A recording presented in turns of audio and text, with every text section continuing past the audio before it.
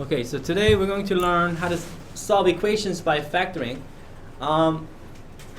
We've been solving equations, haven't we? Like before? When they were linear. In other words, when it was x to the first power. And if you remember from chapter 5, we've seen not a linear equation. Well, were they equations so far? No, they were all expressions. We were factoring all these expressions and so forth. But they were not linear, right? They were x to the second or so forth.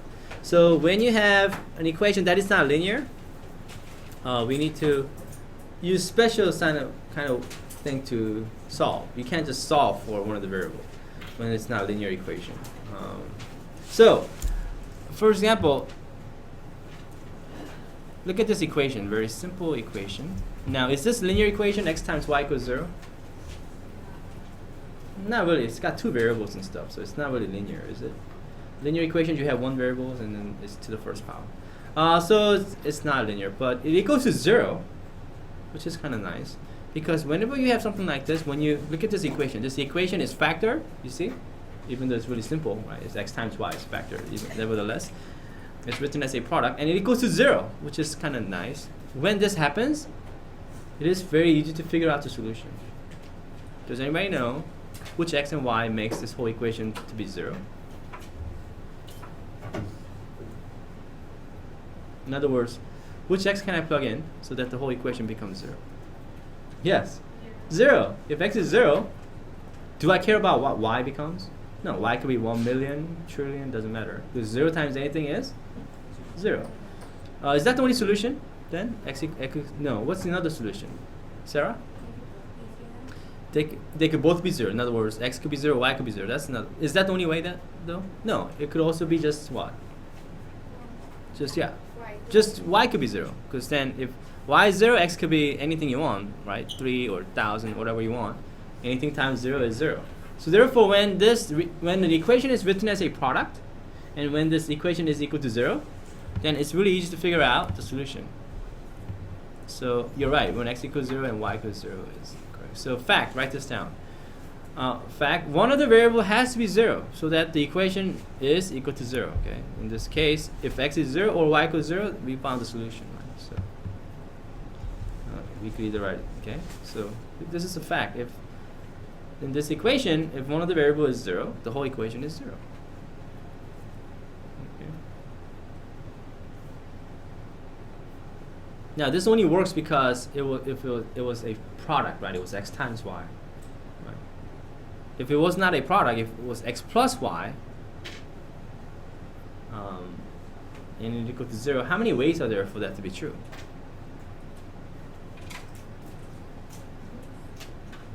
Just 2?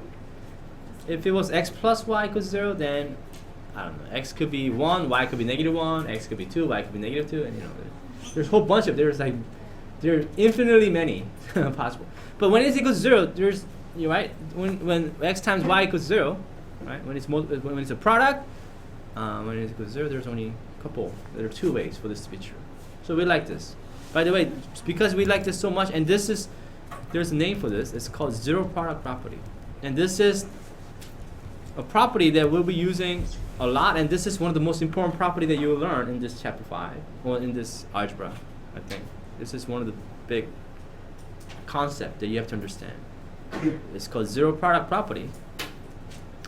What it says is for all real numbers a and b, if you have an equation a times b equals to 0, this is only true if and only if, of course, a is equal to 0 or b equals to 0. Are there any other way for this to be 0? No. By the way, does this mean a and b have to be 0 at the same time? Not necessarily. It could be, but it doesn't have to be. Does that make sense?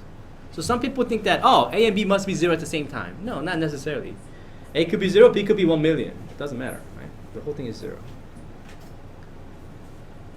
By the way, anybody have any idea why this is called zero product property? Why do you suppose they named this zero product property? Rachel? Because the product is 0. You have a product, a times b, and then the whole product equals to 0. And this only works if it equals to 0, right? If the whole product. Do you see what I'm saying here? Another way of saying this you could write this down too if you like. If you like it in terms of a sentence rather than mathematical symbols, it means the same thing. It means a product of factors is 0. If and only if one or more of the factors is 0. Okay, so if you like that better, you could write that. But it's pretty straightforward. Do you see why this zero product property is kind of nice? You can figure out your answers a lot easily, right? Especially when the equation is not linear, right? So you will see equation that is not linear. And when the equation is not linear, this is the only way you know how to solve for now, okay? It has to equal to 0, but it's got to be a product, okay? So here's what I mean by this. Anybody need more time to write this? Any questions? Are we okay? So when an equation is not linear, this is the only way you know how to solve, okay? You don't know any other ways, okay? So far. All right, we'll learn some later, but it actually really comes down to this. This is the idea we're using to solve all the other equations that are non-linear, okay? So let me start off with this equation. Now, this is our first equation. In chapter 5, so we only had expressions. Now we have an equation. And this equation is really nice. Do you think I could use zero product property on this? First of all, does this whole equation equal to 0? Yes, that's good. Is the left side a product? In other words, is the left side factored? Yes, so we could use zero product property. What am I using instead of A? Instead of A, because we had A times B. Instead of A, I'm using? X minus 3. Good, X minus 3. Instead of B, I'm using? X plus 4. Do you see the difference? Yeah. So, Sarah, did you have a question? Yeah. Oh, okay. So you think you already have the answer? Oh, okay, good. Okay, some of you actually could do this in your head. What do you see as your solution for this? Sarah? Could be positive 3 or negative. Sure, X could be positive 3 or negative 4. Because if X is positive 3, you can plug it in. The first factor will become 0. And of course, on the right side, it doesn't become 0, does it? It becomes 7. It doesn't matter. What's 0 times 7? 0. But if X equals negative 4, you get negative 7 over here on the left. But that doesn't matter because on the right side, it's really 0. So negative 7 times 0, you get 0. Right? You're right. So some of these you could just do it in your head, but not every one of these you could do this in your head. So I'm going to show you how to show work. Using the zero product property, we know that instead of A, we have X minus 3. Instead of B, we got X plus 4. So this is true only if what? Only if in other words, this whole equation will be 0 only if one of the factor X minus 3 will be 0 or X plus 4 will be 0. All right? Isn't this what we're thinking in our head? And so then when will X minus 3 be 0? Well, we just solve that linear equation. It's easy. Right? How do you solve for X for this? How do you solve this linear equation? Yes, Lucia? Yeah, how do you solve for X? If it says X minus 3 equals 0, you add 3 to both sides. What about this, class? How do you solve for X for this one? You subtract 4 on both sides, and don't we see how we get the two solutions? Right?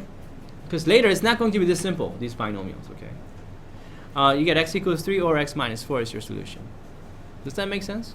And you could write this in set notation if you like. Or you could write, it's up to you. You could either write X equals 3 or X equals negative 4 and use a set notation. By the way, do you think it's important to write or there? Yeah, you don't want to write and. Okay.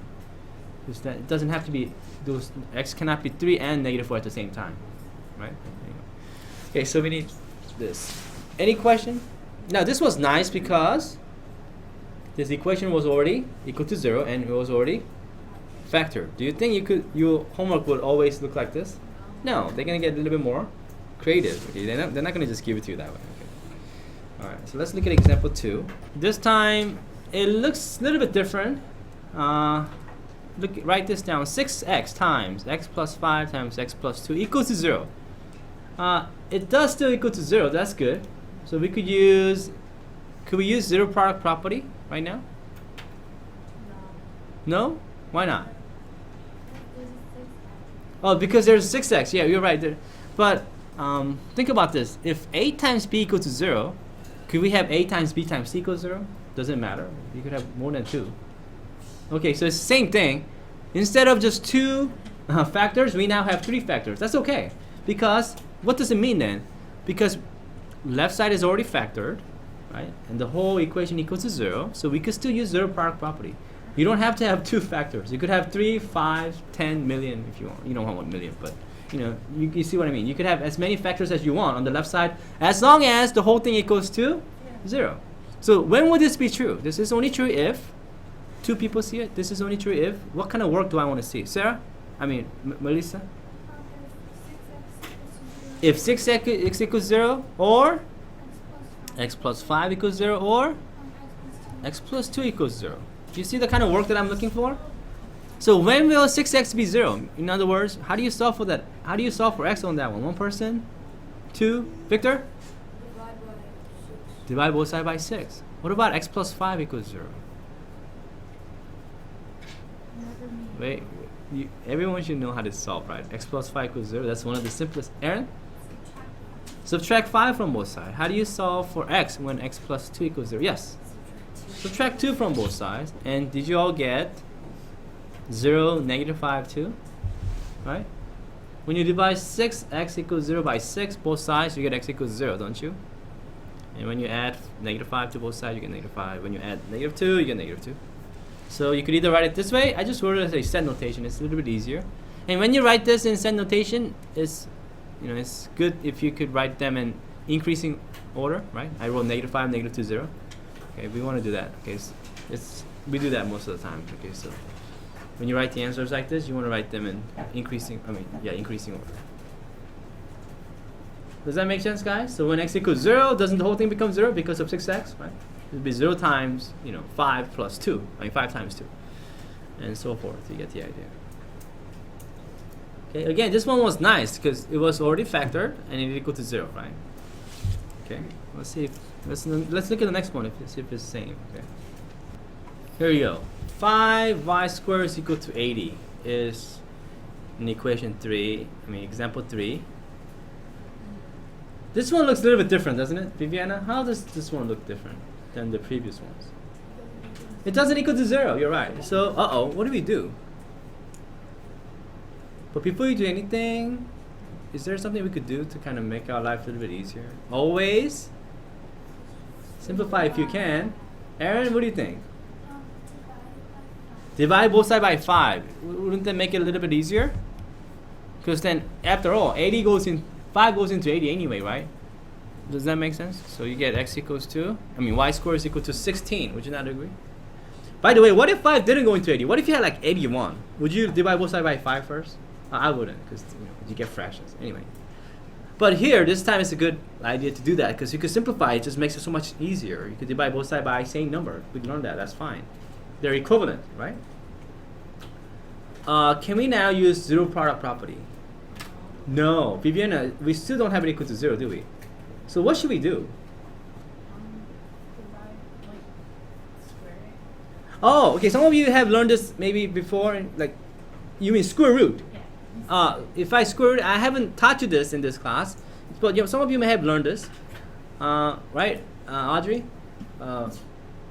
Okay. So what do you think you get then, Viviana? If I square root both sides, I get y equals 2.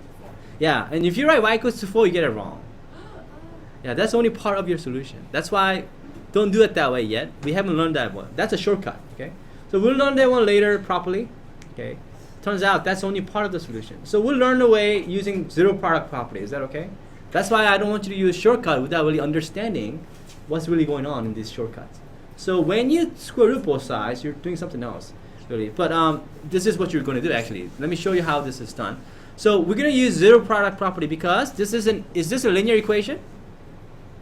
No, it's not. So only way we know how to solve for equation that is not linear, we have to make it equal to, first, 0. How do I make this equal to 0? Yes, sir? Yeah, just subtract 16 from both sides. Isn't that easy? If you subtract 16, you just get y squared minus 16 equals 0. Can I now use zero product property?